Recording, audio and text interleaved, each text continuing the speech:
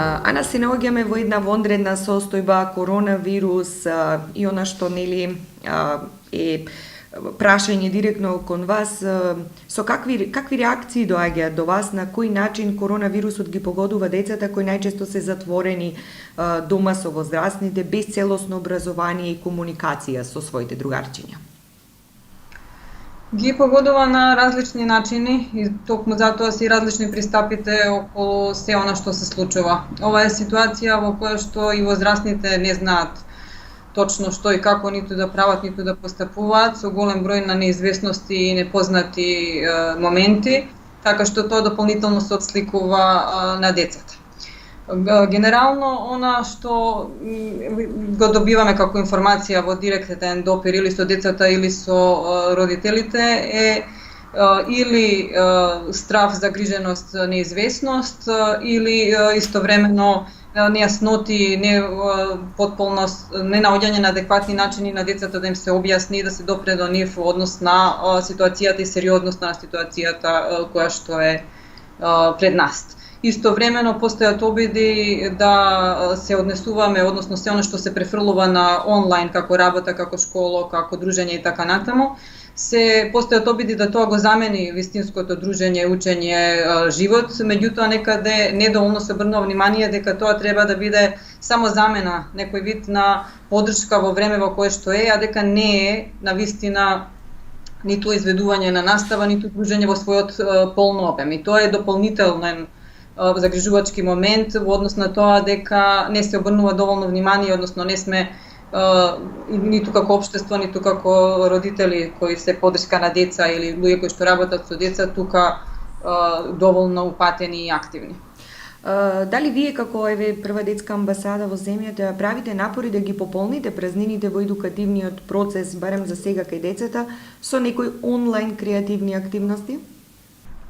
Генерално, ова не е обид што ние го правиме да се пополнат едукативните содржини кои што се веќе понудени како формален образовен процес, туку е повеќе потсетување за родителите и овозможување на простор за родителите и децата да го поминуваат времето и квалитетно и на многу начини конструктивно.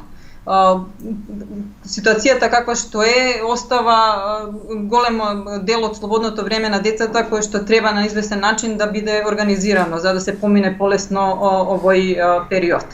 И затоа она што би можеле да бидат некакви мани се обидуваме да ги претвориме во предности. Така да родителите заедно со децата создаваат на нашата платформа заедно дома на Facebook групата или на некои други канали како што се Instagram, творбите може да се праќаат и преку Viber или имејл, да се обидеме да се инспирираме едни со други во однос на развивањето на креативноста и квалитетно поминување со децата, а истовремено добри иницијативи никогаш не се премногу. Се што може да се направи, се што може да се овозможи како простор за поттикнување на децата, а воедно и на возрастните да им биде полесно во ова време, е за поздравување.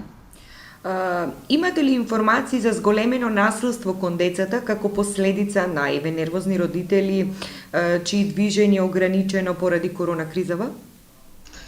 Не загрижува, особено затоа што тоа е едно од централните прашања во сите земји, како во регионов, така и другите што ги следиме, и за зголеменоста и можностите за зголемено семејно насилство и за воопшто на известен начин зголемување на било каква форма на насилство.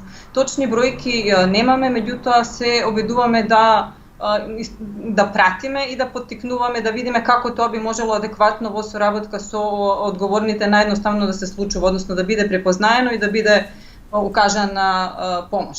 Не е лесно за било кој ова време на затвореност, фокусираност дома и така натаму. Меѓутоа, дополнително е тешко, тоа е за некој дете или за некој кој што трпи било каква форма за насилство, дополнително потешко.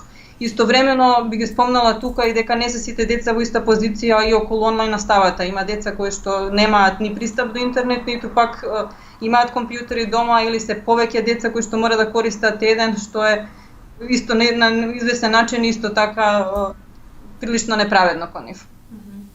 Детската амбасада Меѓаш е формирана во кризно време пред 28 години, кога имаше потреба од поддршка на децата бегалци од војните во поранешна Југославија.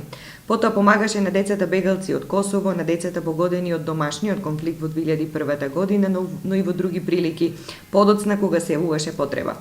Кој е според вас најголемото постигнување на Меѓаш? Тешко е да се каже на прва, бидејќи се тоа постојано, некаде во нашето браќање денеска укажуваме дека нема големи и мали кризи, на еден човек, едно дете да си помогнале голема работа, како и на поголем број апсолутно. Би рекла, можеби почетоците, она што започна како иницијатива на ентузијасти, на пар луѓе кои што повикаа згрижување и реакција на војната, ја обележа работата на детската амбасада Меѓаш. Од една страна тоа е највпечатлив приказ како може општествено да се делува и како впрочем ние не сме мали, занемарливи само индивидуи, како секој може да направи голема работа. А од друга страна не би издвојувала, бидејќи кризите го обележуваат работењето на Меѓаш постојано, меѓутоа би го издвоила обстојувањето. 28 години обстојување е навистина нешто што би можело да биде издвоено, да кажеме, како хайлайт, како некаква предаденост, да се ослушнува и да може да се биде на терен таму каде што треба.